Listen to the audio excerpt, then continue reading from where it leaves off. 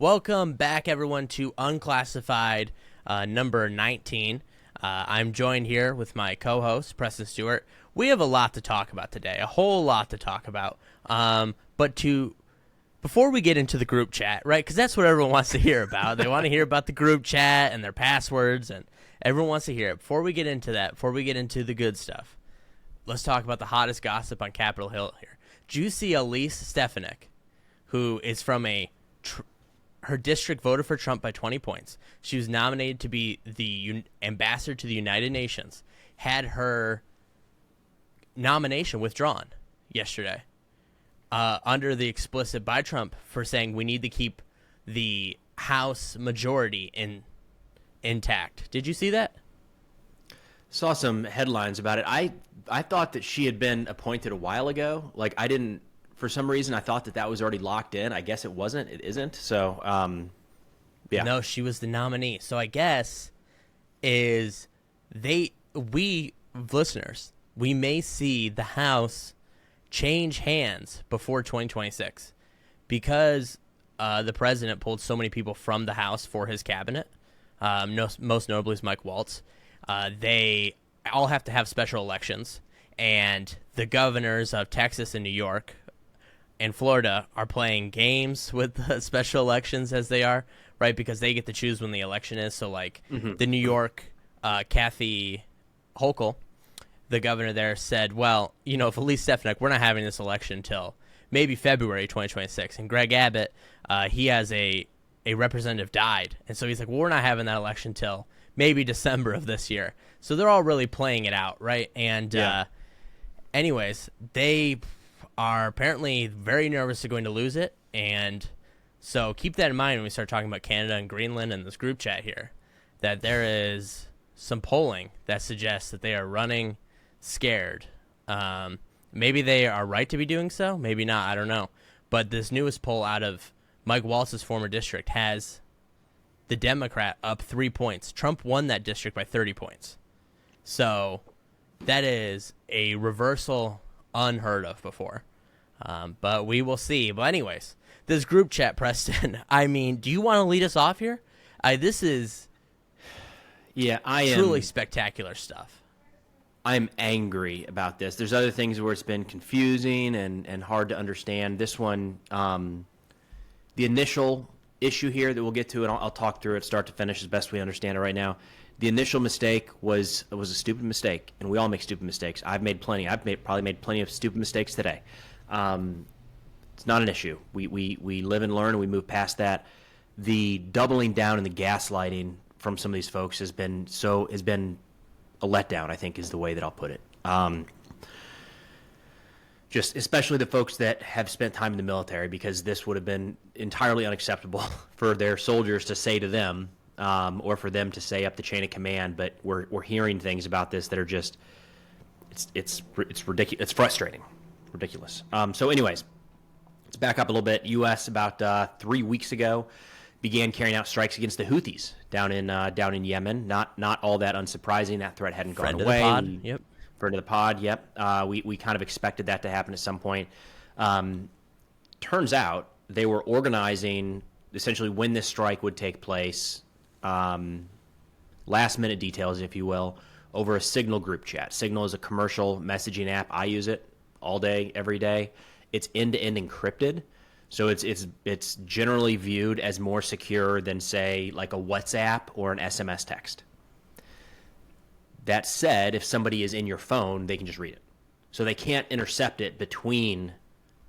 When I'm sending Ben inappropriate messages, nobody can intercept that. But if they're already in Ben's phone, then because they got into our phones at IDEX, then they're seeing it. So that's Signal. Signal has been part of the confusion here is Signal has been approved and not been approved at different times. And the thing I would say about that is people throughout DC, throughout the government use Signal. I wouldn't really hinge too much on that. I understand there's some confusion about disappearing messages. That's a little over my head. The big picture here is no matter what commercial platform you're using, you cannot send classified information over that. That is not okay. So anyways, this group chat, turns out they added a reporter, Jeffrey Goldberg from The Atlantic. Of all people. And he wrote this story. This story is hilarious. Like, it's comical. And there's this whole situation is this weird mix of, like, we can joke about it because fortunately it didn't cost anybody's lives that we know of, but more on that in a second. But also, like, incredibly serious here.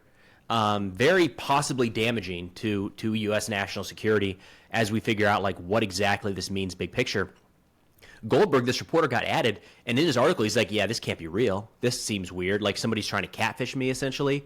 Because it's like this Houthi PC small group chat about, like, bombing targets. He's like, this is suspect. But he just kind of rides it out. Like, okay, I don't know. We'll see what happens here. And it's kind of an innocuous chat of, like, kind of policy. Should we be doing this? Should we not be doing this? And then all of a sudden, they start saying, like, hey, strike time is 12:44 Eastern.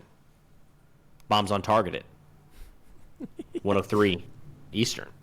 And he's like, this seems weird. And then he pulls up his Twitter feed at those times, and there's explosions being heard in Yemen.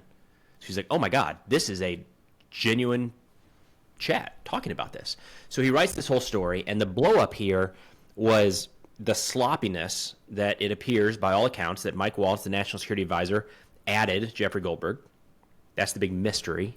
I think we should get into more on that here briefly, but that's not really this. That's a mess up of epic proportions in this context. It's not just texting the wrong person. You can't. There's magnitudes of mistakes. When I send the wrong email, when I send the wrong email to the wrong bin about scheduling the podcast on Friday, that's a minor mistake. Including a reporter in a group chat passing sensitive information about military operations is a bigger mistake. So there's an issue there. It's like an onion. There are levels, right? Like, there are layers of the mistake here, right? Yeah. Like, you peel away one layer and you have more others. But there was a point here where this story came out, and it's like, at that point, it's borderline gossip, right? Saying, what a stupid mistake. Somebody should be reprimanded. You can't do that. I don't care if everything is purely unclassified. Like, be more careful, man. Imagine, again, anybody listening, imagine you're doing, like, a sensitive work conference call talking about, like, some competitive deal, and you accidentally add the competitor in. Like, or just a reporter in the space. Like, it's bad. There's no two ways about that. But what happened next was where I'm really, really disappointed, because it was probably presented. Now, Goldberg put this information out 2 weeks after the strikes took place. And in his initial report, he did not put what appeared to be any sort of classified information in there, but he said, hey, look, there was stuff in here that was targeting information, which is classified. Like, there's no two ways about that, especially before the operation takes place. Well, the response from the administration was, there's nothing classified in there. The White House said it. Trump said it.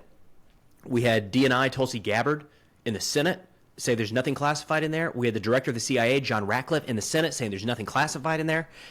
And at this point, it's like, well, this seems, to your point of the onion unpeeling, like, well, let's just get to the next layer, because he says he has it.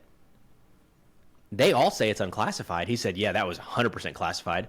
Seems like we can find a solution here. And that solution was the next day Jeffrey Goldberg released all of the texts, and there was classified information in there. There's no two ways about it. And this is where the gaslighting began. It's still driving me up the wall. In the text chain was there are two really important pieces of information that under no circumstances should have been made public. And Signal, while end-to-end encrypted, the issue here is they're having to use that most likely on a personal device, which is less secure than a government phone, and it's spillage of classified information, because you can't access classified information of any level, confidential, all the way up to TS, top secret. Like, none of that can be accessed on a personal device. Secretary of Defense Hegseth started putting out, like, we're a go, CENTCOM, weather's good to go, and then he lists out a timeline of when the F-18s are taking off. He lists the times that bombs are going to be on target. He lists the times that Reaper drones are going to be overhead. He lists when the second wave is going to be taken off, down to the minute. That, before a military operation, is classified information, and there's no two ways about it. Our troop movements are classified, secret.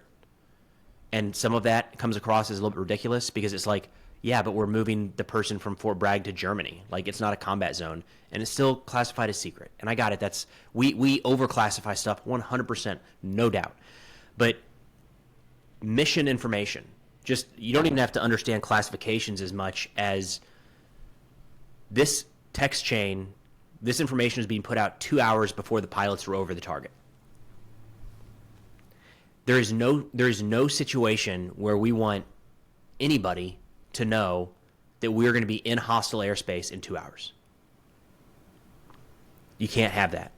Like, that is there's no world where that is unclassified. In Afghanistan, the simplest things were classified. The time that I was going to leave the gate on a patrol to drive to the next base over, it's classified, secret.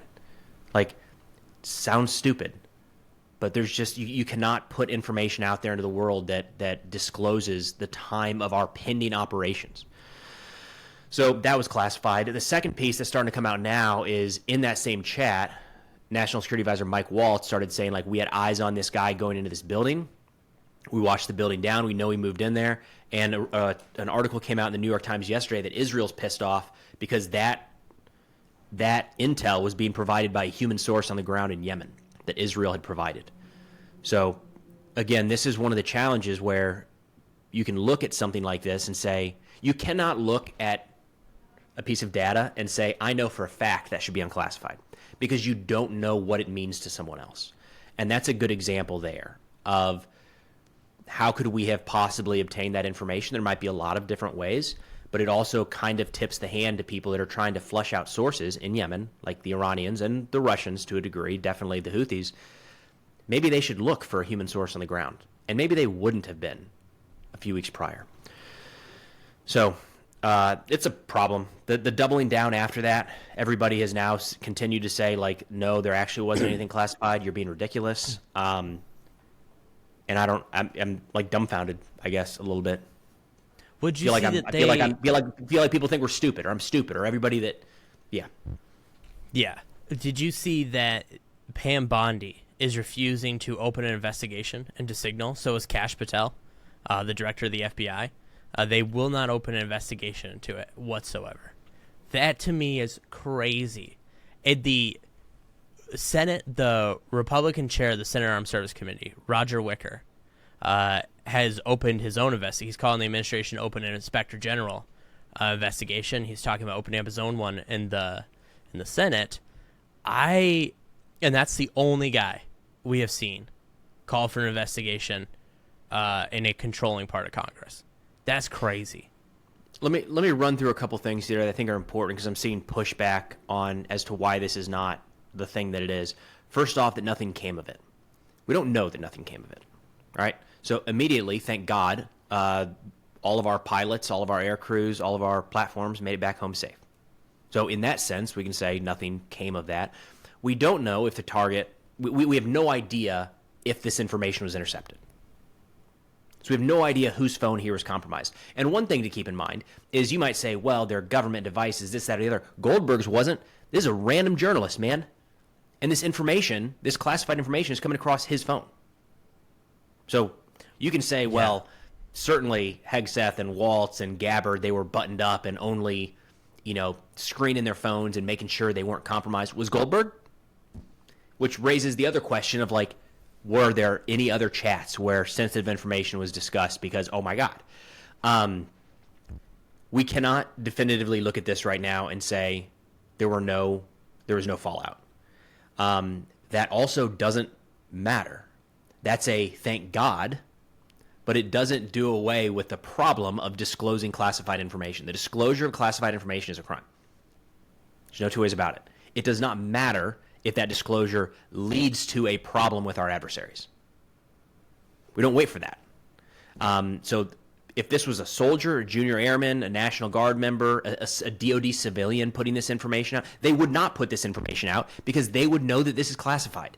This isn't like, oh my God, it's kind of close. This isn't 50 years ago. I came across this file that 50 years ago added some name to the JFK file. Should we put it out now? It might be bad for national security. This is real-time operational data about a mission set to take place over enemy territory.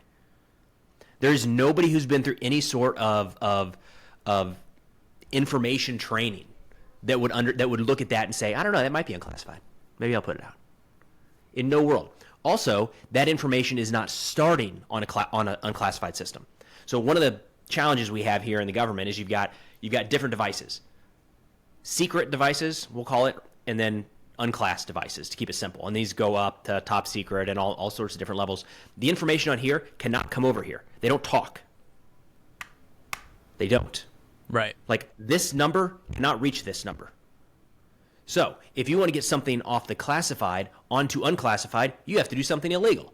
You can illegally download it. You can take pictures on this device. We saw a soldier doing that a couple weeks ago out in Fort Lewis, Washington, taking pictures of classified material to send over.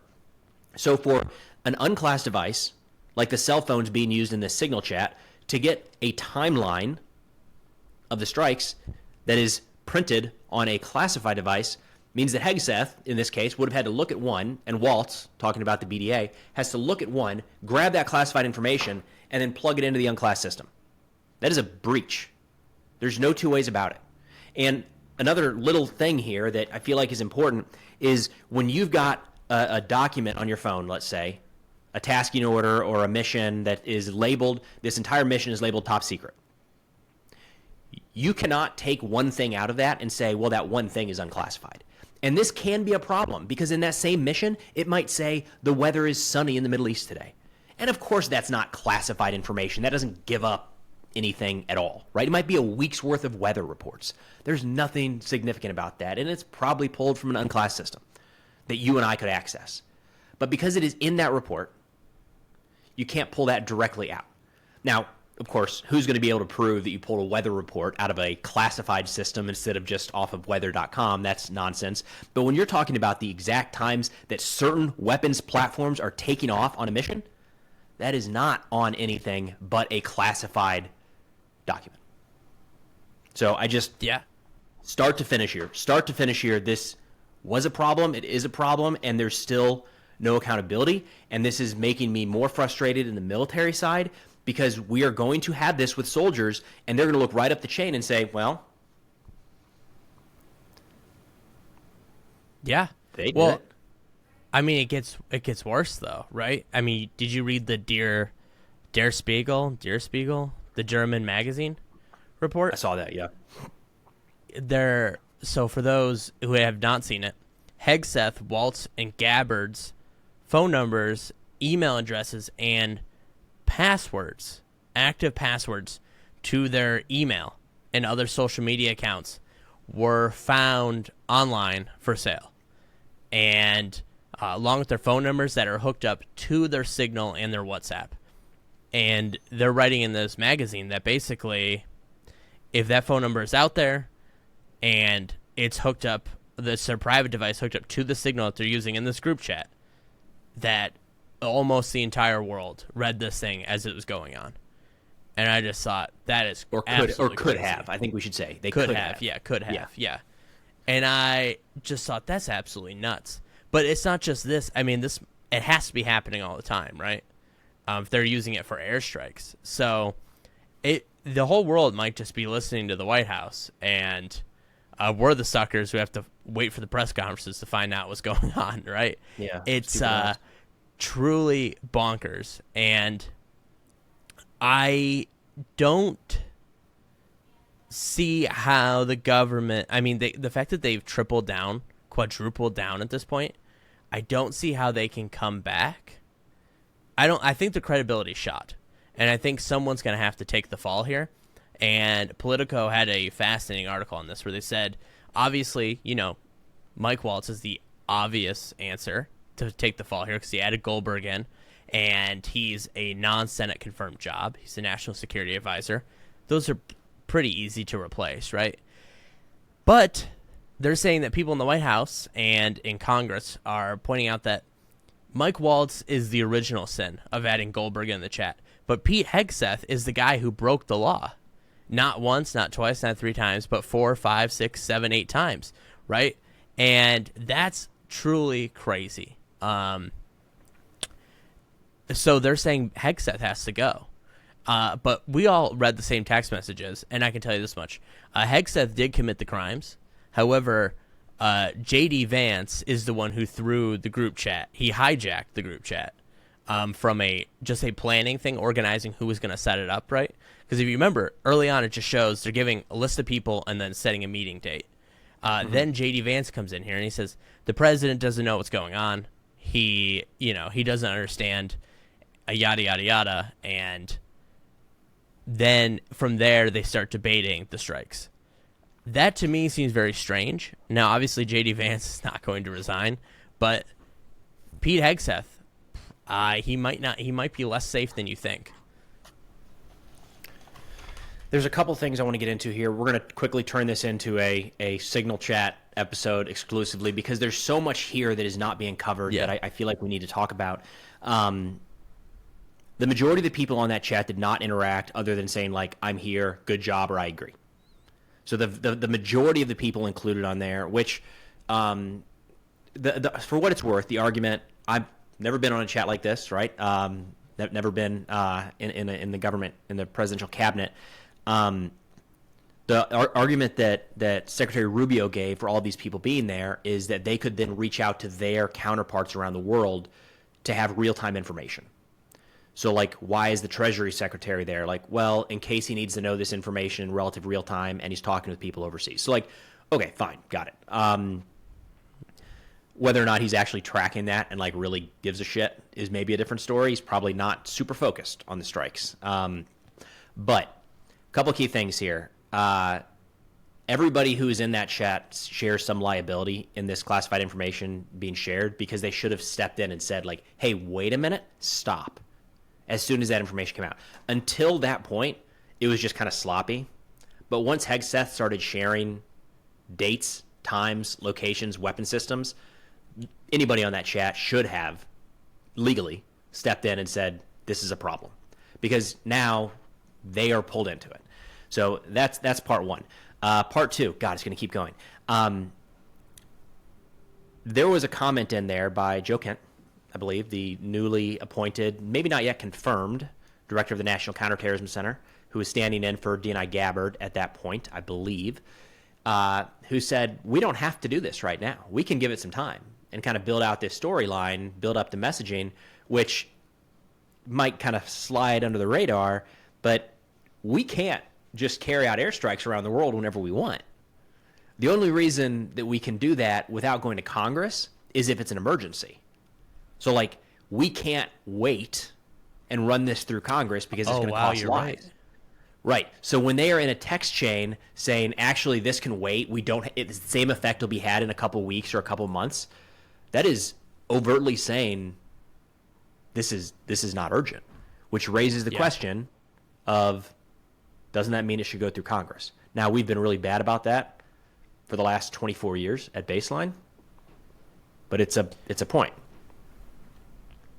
That is true. And you're going to see that conflict point, I think, with Iran over the authority of the president to strike targets, right? Because that is a government that he's seeking to attack, strike in some way, right? So that is, I think you're right. That is a brilliant point. I didn't even think of that. The only reason they have this authority is it has to happen urgently. And we can wait. Yeah, that's brutal. If Congress is doing its job, that would be a big deal. Another one here is, they said that they struck an apartment building that they watched this guy go into with his girlfriend. And when asking about BDA, there's no confirmation that the guy was killed. They said the building was collapsed. It's like, but then the statements that we got following this strike was the Houthis came out saying like 30, 40 people killed, mostly civilians. And the first U.S. press conference following this said we have no indication that there were civilian casualties. But if we just dropped an apartment building in the middle of the night, there's probably civilian casualties. Like, that happens in a war. We are never going to be able to get to zero so long as we continue to fight. But that's also a very mixed message. And we don't even know if we got this guy. Like, that's the other part of this where I'm going to work on a video later today where a lot of this has been, people are veering off saying you're not focusing on the fact that this is a successful mission. It's like, listen, I would like the Houthi strikes to be successful and effective, but they have not been. The Houthis yesterday attack the Truman. I will say they keep talking about this, that like, oh, they're successful strikes. Biden bombed them for like over a year, and Neither one of them are nothing's successful. Yeah. right. Yeah, and what did he say? They said, "Are they working? No. Am I going to continue to do them? Yes." And they're over here acting like it's doing anything. But you're right. We have been bombing them 24/7 for over a week now, over 2-3 weeks now, and nothing is changing. You are not going to bomb your way out of a Houthi problem here. So, and we don't even know what we've hit at this point. Like, we're saying, like, command and control centers and leadership figures. We have there's zero official sources, even from the U.S. government, that we have killed senior leaders. Like, there's no names. So, Jeffrey Goldberg has the names, but yeah. He's the name of the guy that was targeted, but we don't even know that guy was killed. That's what I'm saying. Like, we're not even, when we kill an ISIS leader, it's like the next day, we're like, yeah, here he is. Here's his name. That's what he looked like before the strike. There's the strike. In this one, we don't have any of that. So we can't even point to, like, is it being effective? I don't know. Anyways, the last thing I want to hit on the signal, the last thing from my end, and then Ben, take it away, is the cover-up here, I think, is worse. I think it's bleeding out into the mainstream in a way that it maybe would not have originally. And this is where I start to get frustrated with my fellow veterans in the administration that are tied up in this. This could have been so easy with, in this case, National Security Advisor Mike Waltz saying, screwed up, that's on me, I'm going to step down. And if he had done that right away, because he knew what was in the chat, right? He was on it. That shifts all focus away. Now all of a sudden Gabbard and Ratcliffe are not having to kind of arguably lie in front of the Senate about what wasn't in there and what was in there. The White House doesn't have to issue some crazy statement that makes no sense. Trump doesn't have to go on the record saying that there was nothing in there and like makes it look like he doesn't even know what's going on. If Waltz had just resigned, I think that would have solved a lot of issues, and we probably then wouldn't have even seen the full nature of the texts, because the focus would have been, why did this guy accidentally add a reporter? Which is a mistake, but we're probably past that one already. Instead, the doubling down, like Waltz went on Fox News and said that Goldberg's number must have been sucked into his phone. They're having Elon Musk stand up a task force to figure out what technology enabled a phone number that they've never seen before to get magically added to a group chat. And there are people around the world who understand how group chats work. And I wonder, you're seeing this on like The Daily Show. It's popping up on like traditional evening news. Like people are making fun of this now because it's like, we all know how group chats work. We all know how the wrong person gets in the group chat. And it is not that a number was sucked into your phone. Well, at one point they tried to say that Jeffrey Goldberg broke into the Signal group chat, that he had broken into it. And I was just like, who are you convincing of this? Because no one believes this. But and that's where it crosses from when we talk about like time on target and pilot data over the Houthis. The vast majority of the country is like, I don't know any of the words you just said. So like, I don't understand why it would be a good thing or a bad thing. Tell me, is it good or bad? But when you start having people say like, here's the problem. I didn't do anything wrong. My phone sucked up another phone number of an adversary that I don't like one bit. I don't know how it got in there. We're going to have the CEO of Tesla stand up a technical team to dissect how a reporter hacked into my contacts. It's like, you're just, everybody's like, you're making that up. Well, it's like they're all doing this like playing dumb thing, right? Like a possum plays dead, they're playing dumb. And all of it has to do with Trump hates Jeffrey Goldberg, so Mike Waltz has to act like he doesn't know Jeffrey Goldberg. But like, we have photos of them at like the French embassy together, at like the Council of Foreign Relations together. Jeffrey Goldberg's not just some random guy. Like, he's the national security reporter in Washington and in the country. He's got his own show on PBS. He hosts roundtables at the American Academy in Berlin. He's at the Council of Foreign Relations. He's the editor of The Atlantic. He's not some random guy. And so the fact that they're just like, yeah, this guy's just looking for an opportunity. This man is 60 years old. Okay, I don't know why we're pretending like he is some, scrappy young guy looking to make a name for himself. He does have a name for himself. I'll tell you, my first Jeffrey Goldberg story I read, I was in high school, and it was about the red line in Syria that Obama laid out and that didn't enforce. And he was really ringing him up there. And I just thought, how rude. But it's what got me into all of this. And, yeah. So, I mean, he's been around for a while. He's been writing for a while. So this whole song and dance of, how did he get his number? He has his number because Mike Waltz evidently has been leaking to Jeffrey Goldberg or has been giving comments to Jeffrey Goldberg off the record. Or not even leaking, right? It doesn't even have to be nefarious. Yeah. Like little background information here or there. The guy's a former Special Forces officer serving in the United States Congress. Yeah. It is like one of the least shocking things I've heard all year that he might be in contact with a national security reporter. Right. And it would be he weirder. left his It would be Venmo weirder if he wasn't. Yeah. Oh, no, without a doubt. So, I mean, this whole song and dance is crazy. And the fact that Caroline Leavitt keeps going out there and acting like we're all dumb, right? That she's triple down, quadruple down. You got Hegseth going out there, triple, quadrupling down. I think, not that anyone believed them before, but, it's definitely the reputation for the White House ended today. Not today, but this week. And I don't know how they come back from this. That's a question I have for you. Yeah, go ahead. That's a question I have for you. I want to say first something that I feel like I need to get this out there. Because I mentioned earlier that it sets a bad precedent for our troops and for anybody with access to classified information because they can say, look, they got away with it. And I understand folks will point to past instances, whether it's Hillary Clinton or Joe Biden or President Trump, and say, well, look, it happened there. And I would say that was also bad. And we're just moving down the chain of command. And the further we move down, there's something about that level that feels different, if you will, right? It's the president. The president is different. The vice president is different. The secretary of state is different. We just keep kind of moving this down and down and down. And it's happening more. And it should happen 0 times is the answer. So anyways, with that, Ben, I got a good question from Megan yesterday. She said, is anything going to actually happen here? Is it?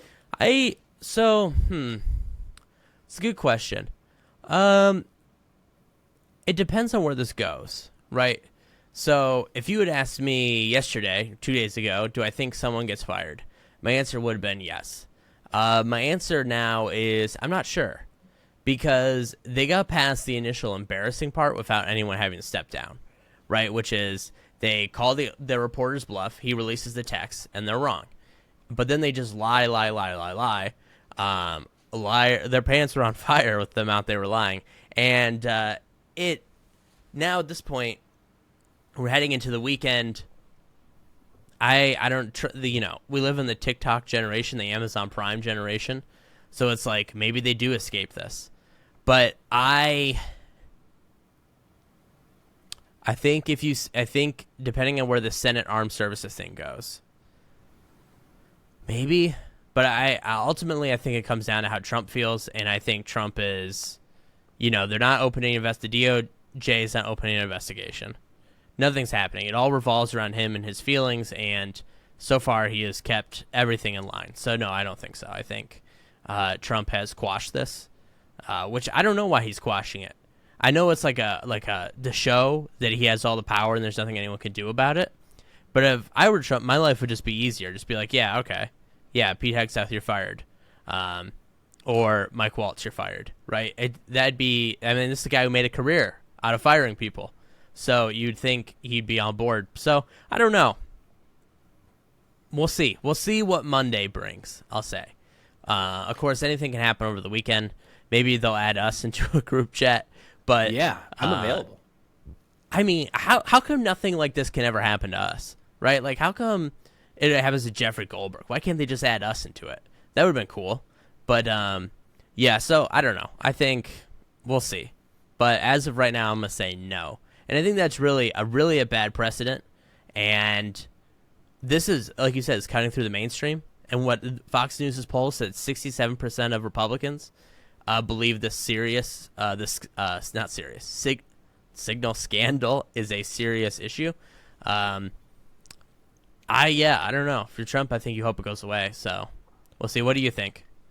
I don't think it's going to go away. I heard a good segment on Breaking Points yesterday where they said that reporters love, like White House reporters and political reporters love when they have receipts and the administration keeps telling them those receipts aren't real, because they can just keep pointing to it and be like, explain to me why the flight times of F-18s over hostile territory is not classified when in this document. And we already saw that. It started. And I think it was yesterday's press conference, Caroline Leavitt pushed back on the press, and she was like, is this all you guys are going to ask about? And they're like, yeah.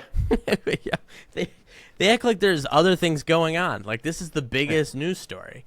I think they're going to keep the focus on it for a while, just because, like, for lack of a better term, like, the press they have the receipts, they have the evidence, and the White House keeps telling them. It is a good point. That's not what you think it is. Do you think we get a firing? See, this is where, like, it would have been so easy. You know, realistically, with something like this, you're talking about jail time. The removal of the clearance and jail time. They're talking about pardoning Pete Hegseth already. So when that is the actual punishment for something like this, the idea that somebody losing their job, like, that is such a relative slap on the wrist compared to what it could be.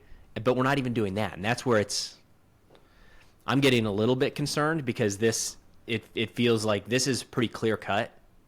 We see what happened, and then we're being lied to about what happened, like, clear as day.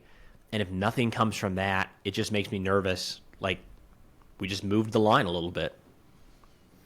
It makes me nervous because I agree. It makes me nervous because to me it says that they're telling the rest of us that there are no laws.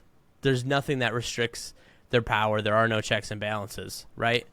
And that, to me, I mean, it's sending the message. That's the whole point of it. But that, to me, makes me very nervous. Well, let's get on with it. We've done 37 minutes of Signal Gate, which is I think the appropriate amount. I feel good about that. I could rant about it for longer, but I'm gonna hold my tongue. Well, yeah, let's talk. You want to do Canada or Greenland? I'm gonna lean on you here. I'll do Canada because I like Canada. What's going on up there? Are we at war yet? Not yet. Well, so the new Prime Minister, Mark Carney, I hope that's how you say his name.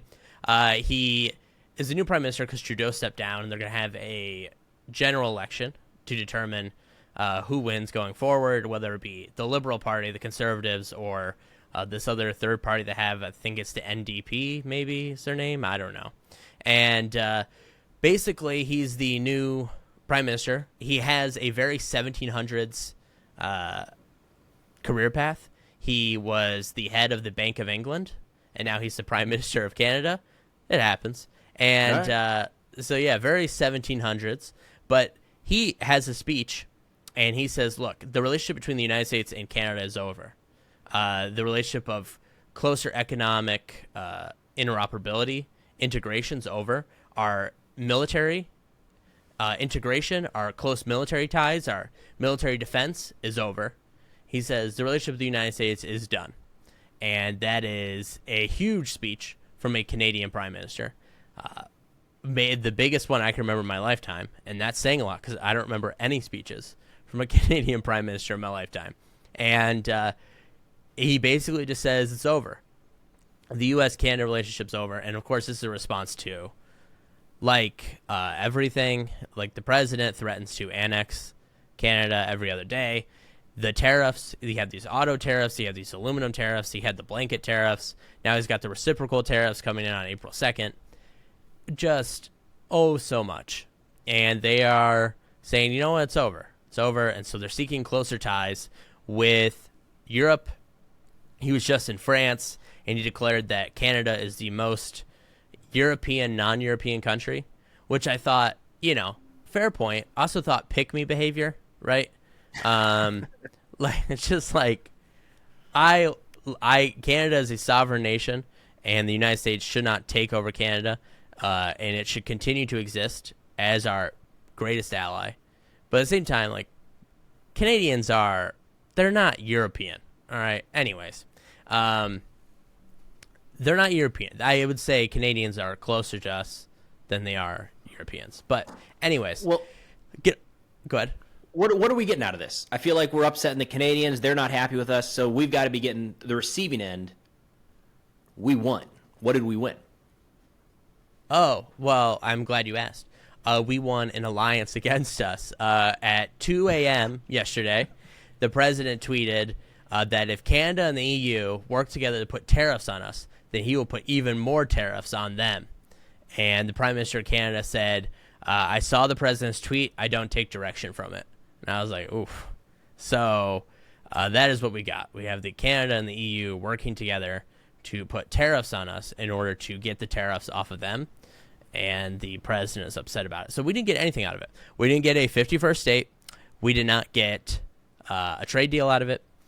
These tariffs are destroying the economy.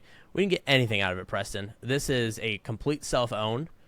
And whoever put this idea in his mind is going to hell. Okay?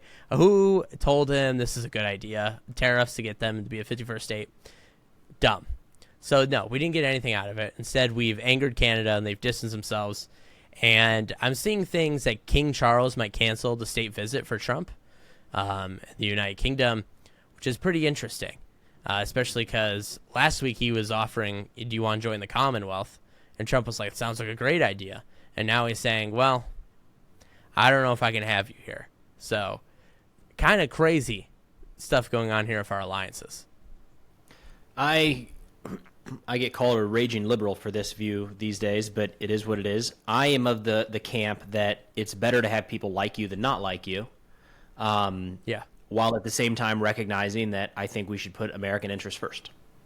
Full stop. Always. I don't think there's a single circumstance throughout our history where we should have ever put another nation, another population ahead of our own. But that does not mean full-blown isolation. There's a lot of things we do around the world that benefit the United States short and or long-term.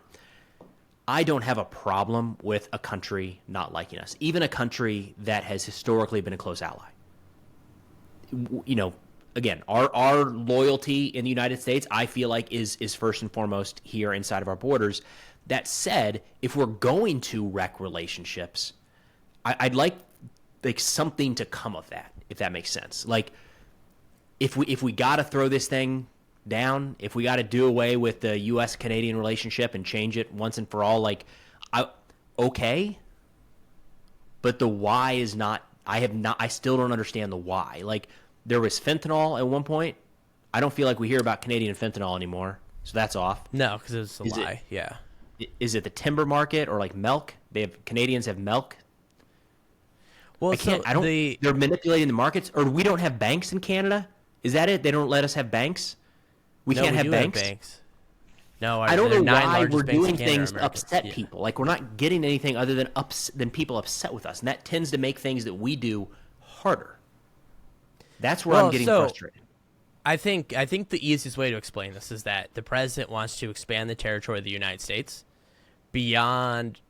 He wants to expand, and it's just not socially acceptable anymore. And he's going to have a hard time justifying a military invasion. So he's kind of sticking on with this tariffs idea, and there's really nowhere you can go with that. I mean, you said the timber, he said for national security reasons, we need to keep our timber industry intact.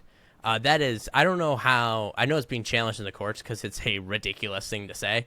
The trees, believe it or not, are going to still be here in 4, 5, 10, 12, 20 years. So if Canada wants to cut down their trees and send them here, who cares? Secondly, the dairy tariffs, their tariffs on dairy never kick in. The majority of the tariffs placed on us by the EU and Canada, as well as our other allies, are like market dump protections, if that makes sense. So for the most part, all trade between us is hit at the same rate. Like, I believe in the United States, a 1% import tariff, and in the EU and Canada, it's about the same. So we charge each other the same import tariff. And then on certain products, there are higher tariffs, but they have a cap. And we never hit the cap. But it's at one point, the United States was just dumping products into these markets. And so they said, all right, well, you're not going to dump so much milk that it runs our dairy industry out of order here. And so they put in these tariffs, but we don't dump all that. We don't really dump into our allies' markets. so it's not an issue. But he has turned it into an issue, so we're not getting anything out of it. And I would say, in terms of American interests coming first, being friends with Canada, having NORAD, being able to create a missile defense situation as we have now and as we're creating, is in our best interest. Being friends with Europe is in our best interest. That is putting America first. I have no idea what the strategy is here, other than he just thinks he knows better than everyone, and he doesn't. So, classic case of the president being a moron. So, all right, hold on. So, Canada, 51st state, put it on hold. Yeah. For now. Greenland, though. Maybe that's a 2026 type thing, but we're going to get Greenland, right? Progress on Greenland this week? So, dude. I mean, so they're sending... First, they're going to send Usha Vance up there to go to a dog sled tournament, right? That sounds fun. I'd like to do that. Right. Well, she said, we're going there because I've always wanted to see a dog sled race, yada, yada, yada. Lady, I mean, you're not fooling anyone. Alaska is a state, right? So you can just go there. But she's like, I'm going to go there. It's going to be transformative. And so the U.S. representatives start knocking on all the doors in Greenland saying, Usha Vance is coming. Would you like to host her? And they get no's across the entire city of Nuuk. I don't know how you say it. The capital city of Greenland. I think it's the only city in Greenland. And they're knocking every door, and everyone's telling them, no way, we don't want her. So then they're like, okay, well, J.D. Vance, what if you came? So it's like, all right. So they go around, knock again. Do you want to host J.D. Vance? And the answers are even harsher. No. And Denmark released a statement. They're like, this is highly aggressive, and you're putting unacceptable pressure on Greenland. The Greenland's government has we did not invite the American representatives to come, and they are not invited, and we asked them to not come. We're still going to come. And so then the Americans, Vance and Usha, and I believe now Senator Mike Lee and Mike Waltz, are going, but they scaled back their trip to just go to our military base on the island. And because of that, Denmark's like, that's fine. You can visit your own military base. That's in the treaty that we signed in 1951. You're free to go to your own military base, whatever. But, Trump said we're going to get it one way or the other. He has threatened violence to take it back, and it's getting really, really rough over there. So this Greenland situation, Denmark is doing renovations now to allow their airports to house F-35s. They are putting out more satellites in the orbit. They're making defensive things. France is now practicing landing on the runways in Greenland.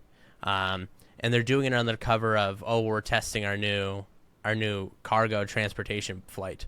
I don't know. I think the message is heard loud and clear, the same way that message was heard loud and clear when that French nuclear submarine ported in Nova Scotia off just 300 miles from the U.S. and closer to Greenland. The message is being heard loud and up there. Yeah, just popped up, and I was like, the message is being heard loud and clear. I'm hearing it. I hope Washington's hearing it. And so the situation is quite grim.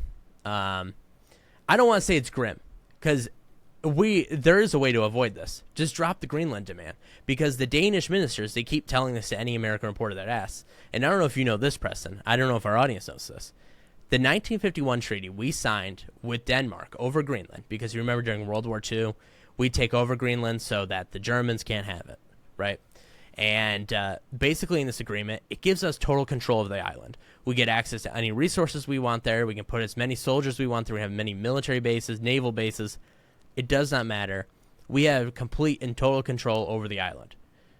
So that's why Danish officials are like, what do you want? Because you already control the island. What is it that you want? You say we're not protecting it. What do you want us to put there? How about you put your own stuff there? Because you can just do whatever you want there. It's all ice besides the one city. And so people are very, very frustrated. I mean, the EU already said that, it's an invasion of Greenland counts as triggering the mutual defense clause of the European Union. And you're seeing European states act accordingly. So we're not getting Greenland, and this is a disaster. Every European I talk to who's in the armed forces asks me about this. They tell me about what they're doing on their end. I think this is really stupid. This is extraordinarily dumb. where I get stuck with a lot of these things, and in talking with friends that are around the world, is we get hung up on like the why. Mm-hmm. Like, I can understand the frustration over Panama more than anything else. I think we maybe went a little strong there, but it seems like that worked out. So, okay. I at least I could see the end state there. Like, hey, this is something that we use to pass through. We need to be able to have control over it. We risk China maybe at some point shutting it down. We can't have that. We need to reestablish control. Like, oh, okay, I can kind of see where we're going with that, and we can argue about the means to get there all we want. But I can understand the desired end state, if you will. I still don't understand the desired end state with Canada and Greenland. So it makes everything moving towards that confusing. Like, why are we making things harder between us and our allies? Because I don't know where we're going. And like, I don't know if there would be a good explanation at the end of that rainbow where I would say, okay, yes, let's power forward, but I don't have one yet. And that's where I'm stuck. Yeah. Someone said it feels like it's the end, and this is a great name for what we have now, the voluntary American empire. This idea that countries voluntarily associate with us, right? And that makes us an empire as a result. And I think that's so inherently true. And I think you're seeing the end of that with Canada and Greenland. Panama, I mean, my viewpoint on it is I think there needs to be a new canal because it's drying up, and I don't really know how you fix it. So I don't think we should have shown up with guns in Panama, but we didn't. We got a negotiated settlement, I guess. But yeah, I think I'm not sure there's a reason here other than they want to expand it. I know Putin yesterday, being he said that the United States has deep historic ties in Greenland, and keep in mind this is a country that's 250 years old. The Vikings arrived in Greenland, way before that, right? Way before 1776, and he says that America has great historic ties there, and that it needs to have Greenland, and that Trump's serious about it, and that he backs Trump's claim to it. And I just thought, dude, I hate this man. I Vladimir Putin, right? I just hate this man with a passion. Because he's saying that now. It's just like, you're just, ugh. So that is what's going on there. And, I mean, I just read this editorial in a French newspaper that talked about the need for Greenland and Canada, and the way they talk about it meets Putin's rhetoric around Crimea. And I just thought, oh, boy. Yeah. So, I don't know. I in my talks with European security officials and those who work in the military, they say that when they get into this, the one thing they always result on at the end game is that the unrest in the United States is so great that the United States cannot justify the war going any further. And I think that's very optimistic, but hopefully they're on the level there. So, but speaking of war, real war, Iran, what is going on here? All right, I was told they released this big statement to say, we have a big announcement to make that's going to make all our enemies very upset. And I'm thinking nuclear weapons, right? I had heard from others that maybe they had a nuclear weapon already. I was thinking, oh, boy, they're going to reveal it to the world, especially this ultimatum. And they're like, hey, everyone, here's our underground tunnel.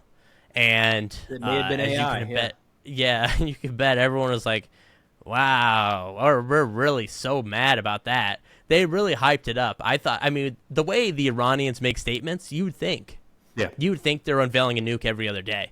But it's always like, we have a tunnel now, or we have a new ball bearing that goes on this plane. All right, it is so dumb. But what's going on here? We're amassing B-2s and Diego Garcia.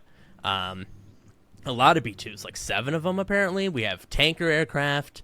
That seems like overkill for the Houthis, so everyone's saying, well, maybe it's the Iranians. What happened here? What's going on here, Preston? Are we about to bomb Iran? So while we're all focused on Signal Gate and spend half this episode talking about it, and Canada and Greenland, there is like the real possibility of a larger war looming here. In the last week, the United States this is all public information, has redeployed a carrier strike group from the Pacific to the Middle East. So that puts 2 carrier strike groups in the Middle East. We don't need those for militias and terrorist groups. We don't need those really for the Houthis. It'd be Iran. It would be a carrier strike group. Then, as Ben mentioned, a bunch of B-2 stealth bombers showed up to Diego Garcia, which is just an island airstrip in the Indian Ocean within range of Iran. Again, we don't need B-2s for the vast majority of targets across the Middle East. We would use B-2s in some sort of strike against Iran. So by itself, you go, wow, that is a buildup of military assets. But it comes along, Trump issued a letter to Khamenei sometime in the last couple of weeks saying 60 days, two-month window, I think it was, we have to come up with a new nuclear deal or else, essentially, is kind of what's being reported from that letter. And then all of a sudden we've got these military assets flowing to the region. So you kind of, try to put one and one together there. It sounds like the Iranians have issued a response. That's at Oman right now. And we should hear about what's the contents of that letter sometime in the next couple days. But that's the focus. Now, some conflicting statements here in the United States, and I feel like this is really going to be worth keeping an eye on because it just has these, I can't help but think of the WMD conversations in 2003. Because we're talking about the possibility of nuclear weapons in Iran. So whether there ends up being any comparisons or not, that's always what is triggered in my mind. So the U.S. National Threat Assessment, annual threat assessment put out by the intelligence community this week said that Iran is not currently building a nuclear weapon. Yeah. And there was some pushback on people being like, wait, what? We keep hearing that they are. And then Stratcom put out, they have expedited, maybe is a better way to put it, their ability to enrich uranium to weapons grade from 2 weeks down to 7 days. So, like, they're closer, and that was kind of contradictory information. Because enriching the uranium is really just part one. You then need to, fit it into a warhead, miniaturize it maybe, and then find the right type of platform that will actually launch a nuclear device. So there's other aspects here, but that's kind of the gist with Iran right now. We're expecting something out of them here in the next couple days. My belief with Iran has always been that I don't think they want a nuclear weapon. I think they want the possibility of a nuclear weapon, if that makes sense. That's where they are right now. Yeah. Right. I think they want the ability to construct one quickly if they need to, but I don't think they're actively building one. I also have some major reservations, and walk me through this here. So, why I am against nuclear proliferation. I think that's a terrible idea. But given the invasion of Iraq that everyone agrees went so well, do you think the United States should be bombing Iran to stop them from getting a nuclear weapon? Because to me, it seems like the only person that Iran having a nuclear weapon affects is Israel. And I am all on board this idea of the voluntary American empire. We have our allies in the East, our allies in Europe. But if we're abandoning them, why do we care about Israel? Right? Why do we care about whether or not Iran has a nuclear weapon? So help me understand the Trump team's logic here and why why you think I should be open to bombing. The Mike Waltz selling point that he put out on CBS Face the Nation the other day was that essentially Iran is a terrorist state. They sponsor so many terrorist organizations that we see a lot of Iranian equipment end up in the hands of the Houthis, slinging missiles and drones at whoever comes by. Hezbollah, Hamas, Palestinian Islamic Jihad, groups across Iraq and Syria, the former Assad regime. So they've got their hands in a lot of different places and have armed a lot of these groups historically. So the Mike Waltz argumentation here is that if Iran gets a nuclear weapon, you have to realistically consider the possibility that any one of those groups could, down the road, end up with their own nuclear devices. So it essentially goes from nation state directly to designated terrorist organizations. I wouldn't write that off entirely. That's a fair point. We haven't really seen that from other countries where a country gets it and they're like, actually, we're going to give this to like an associated group. But this, kind of proxy type warfare, the way that Iran is doing it is relatively new. So that, from what I've seen, that's kind of the priority argument. Right. How does it differ from Pakistan? So we know Pakistan funded the Afghan Taliban throughout that entire 20-year war, and before that they funded the Mujahideen and the resistance against the Soviet Union, and then I believe they also funded the Taliban after the Civil War broke out after the Soviet invasion. How does it differ from Pakistan? Because Pakistan also a terrorist state, I guess, at one point, but not so much anymore. How does it differ in that sense? I mean, I think at baseline we should have better relations with Pakistan right now than with Iran. But also, I think you're having the conversation of what do you do to prevent a country from getting a nuclear weapon versus what do you do about a country that already has one. And I think that's a very different conversation. Speaking of Pakistan, I have a question for you about their neighbor up north. What's their name? The terror cell with the H in their name. They took over the Taliban midway through during the surge. Haqqani network. Yeah, the Haqqani network. Their bounties are gone. The U.S. no longer wants them dead or alive. Maybe they stopped being bad guys, Ben. They stopped doing terrorist stuff. Is that true? No. Okay, so why did they? I've got to read up on that, but it could be. Yeah, I got to dig into that a little more. I saw that because I saw it and I just thought the Haqqanis. I didn't know the I didn't know they were still alive, and I was also just like, that is a name I haven't heard since I read Director at S, right? So, but now speaking of terrorists, friends of the pod, the Houthis, do you think we need to do any further recap on the bombing of them?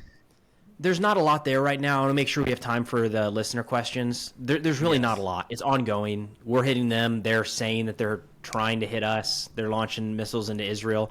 There's just not a lot to report there right now because all of the strikes that they're carrying out against Israel are being shot down. All of the attacks they say they're carried out against the United States, I think only one that we know of at this point has even gotten loosely within range of our ships. So...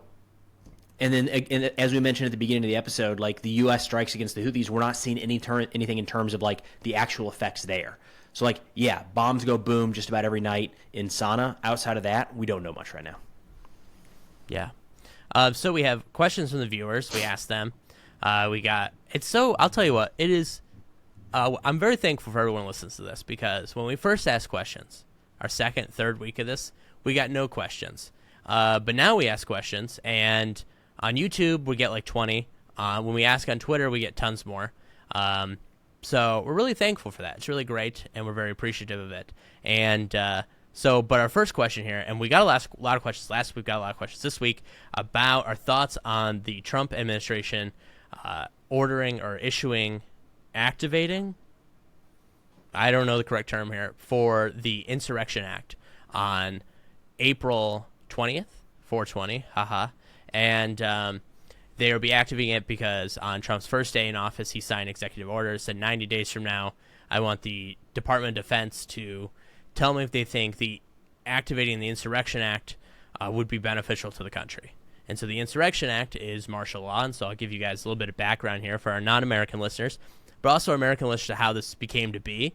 At one point, there was the election of 1800 between Thomas Jefferson, John Adams, and Aaron Burr, and it comes to a dead tie between Burr and Jefferson, and Hamilton, whose political career has been over for a while at this point, comes out of retirement, and on the House votes 35 times in a row, it's a dead tie between Burr and Jefferson, and Hamilton says, well, look, my fellow Federalists, I need you to vote for Jefferson because I hate Aaron Burr. So Jefferson becomes president, Burr becomes the vice president, and Aaron Burr goes crazy. I mean, these men hate each other. Everyone's seen the musical or heard this story before, right? They go crazy. They hate each other. They send letters back and forth, and then something snaps, and Hamilton is recorded in the paper as having said that Aaron Burr is a dangerous man who cannot have the reins of power to this nation. And Aaron Burr then writes in the newspaper that Hamilton needs to apologize. Hamilton writes back, I'm not apologizing. So they say, all right, we're going to duel. And keep in mind, Aaron Burr is the sitting vice president of the United States of America while this is happening, and he duels with Alexander Hamilton, the first Secretary of the Treasury. He's on the $10 bill, $20 bill? What's he on? Do you know? 10, no. 5.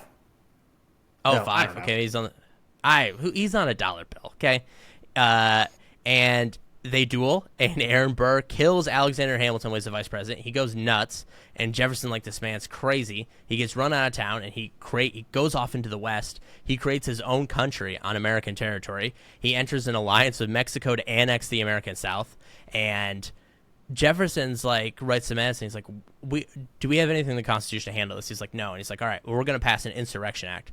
Congress passes it, and so he sends the military there to go put down the insurrection of crazy Aaron Burr, his own vice president, having his own country, joining an alliance with Mexico, which I think is still Spain at this point, to annex the American South. So he puts him down martial law. And so now Trump wants to activate this law. Last time it was activated was in 1992 during the LA race riots when I don't know if any. What'd you say? I said that's interesting. I didn't know that. Yeah. So with Rodney King, what happened? Rodney King was beaten by 4 LAPD police officers, and they had it on tape, but then they acquitted him for some reason. Rodney King, yeah. So that happens, and so George H.W. Bush, the first Bush, activates it. So now Trump wants to do this across the United States. He says to assist with deportations. At other times, he says it's to bring law and order to the country. It is a war power. There should be no mistake about that. You're deploying the U.S. military on U.S. soil to operate law enforcement operations on your own citizens. So, it looks like he's going to activate it. I imagine it will be challenged in court. I don't know how he can possibly justify this because there aren't any riots happening. There is no invasion. I know he's going to say there's an invasion at the southern border or whatever, but he's going to try to do martial law here, and I don't really know the legal justification for that is. And so perhaps the Supreme Court, John Roberts and Amy Coney Barrett will say enough's enough. But what do you think about martial law here, Preston, coming up on the... I'll tell you what. Mostly if martial law... Yeah, martial law looks like what I think martial law looks like. I think we're going to be in for a really dangerous summer across the nation. Not because I think, the U.S. military's troops are going to go around killing people and imprisoning them, but I think martial law is crazy. I also think when you have a nation of armed citizens who everyone's on edge, you're entering a recession. You saw what happened in 2020. I think you could be looking at that, but worse. And so I think it would be a very bad idea. Those are my thoughts. I think it'd be an extraordinarily bad idea, but that's not going to stop him from doing it. The question is, how far does he go, right? So, no thoughts on there? No, it sounds like something I don't want to have happen. It doesn't sound good. No. Start to finish. So Yeah. Count me Right. against the Insurrection Act. Yeah. Yeah, they're really clamoring for it. If you go on Twitter and you search this, you'll see MAGA people saying only a few more days to the Insurrection Act so we can bring law and order to the nation. I'm just like, what is the? What? I'm sorry, I don't think I understand the why. What is it that? What is the problem being solved? Does it have to do with immigration and border control? Well, it has to do with two things. So he says one, it'll bring law and order to the nation. What law and order? I don't know. Martial law. Martial law and order. It seems like, yeah, right. It seems like the only people breaking the law are his administration. So I don't know what law and order he's bringing. But secondly, he says it's to help with deportations, perhaps. And I just don't know in what capacity the U.S. military is trained to assist in deportations. I don't really know if that helps at all. And as we're seeing with these deportations, it's not like they seem to have run out of illegal or undocumented people here. Now they're just going after criminals. Now they're just going after green cards and student visas, which is crazy because they are here legally. So that is the logic here, is that they're finally going to bring back law and order, and he's going to arrest. MAGA people say he's going to arrest Democratic senators and these activist judges. They keep blocking his illegal orders, and I just think, oh man, you can't possibly want this, right? This is crazy. But we're going to see how strong the American system is in real time for everyone to see, and it'll either be an inspiring story or very depressing. But super. Yeah, on a better note, do you have what is your perspective? Do you think when people say European freeloading, do you think they were freeloading? This is a question from another viewer. Do you think that the Europeans were freeloading? I think that's too strong of a term. One way I think about it is if the United States pulled all military support and assistance and troops out of Europe, would they be capable of defending themselves against a major threat? And the major threat in Europe would be likely Russia. I think probably. When you look at the entire European Union together, I think they could. But at the same time, I think it's safe to assume that if the United States completely withdrew, that would hamper the European defense capabilities. Now, there's some nuance there because, like, we've got these agreements with countries where, like, we complement one another. So it's not entirely fair to say, like, how dare you didn't stand up this capability that exactly mirrors ours. But, you know, without us, they would have a lesser ability to defend themselves. So I think in that sense, they have been reliant to a degree on U.S. security. But I think freeloading makes it seem like they've done nothing. And they clearly do have military capabilities. I think for a lot of the countries, they're still right now kind of dealing with the fact that they probably underinvested in defense, especially in the face of Russian aggression right now. So we're seeing that start to ramp up. But I think freeloading is probably too strong a term. What do you think?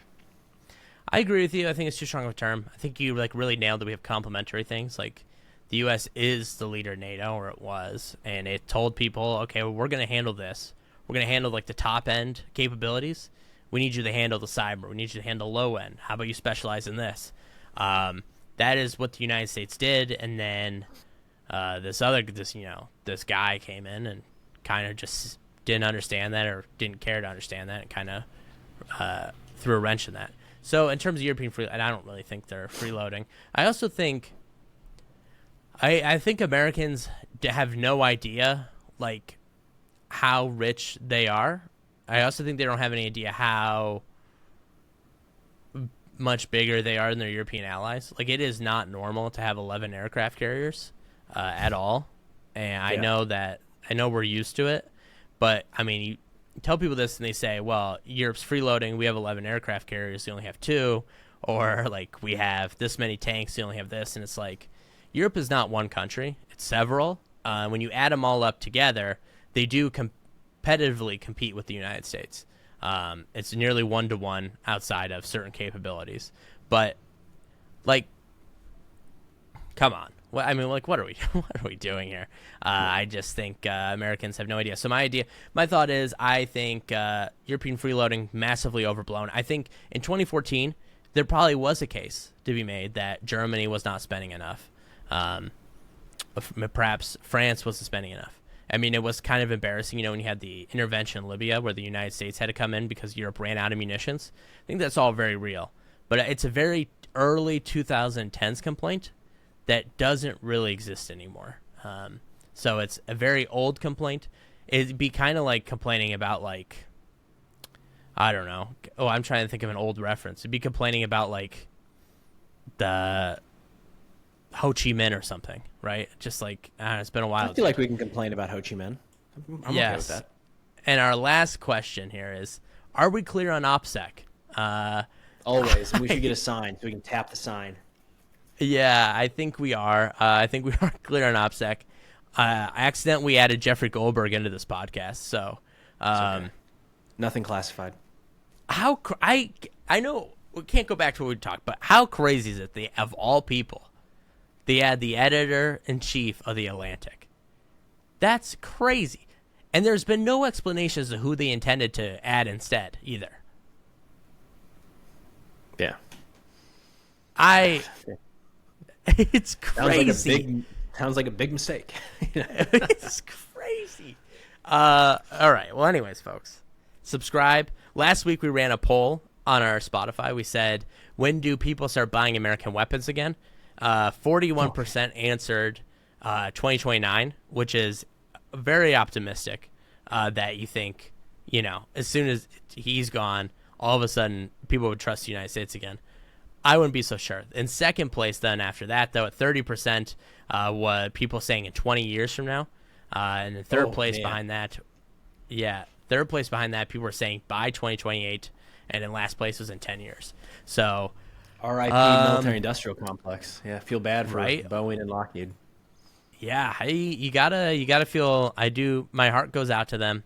But with all that said, like, comment, subscribe, leave us a comment. As I said already, follow us on Spotify. Spotify, we've been growing crazy. People love the Spotify.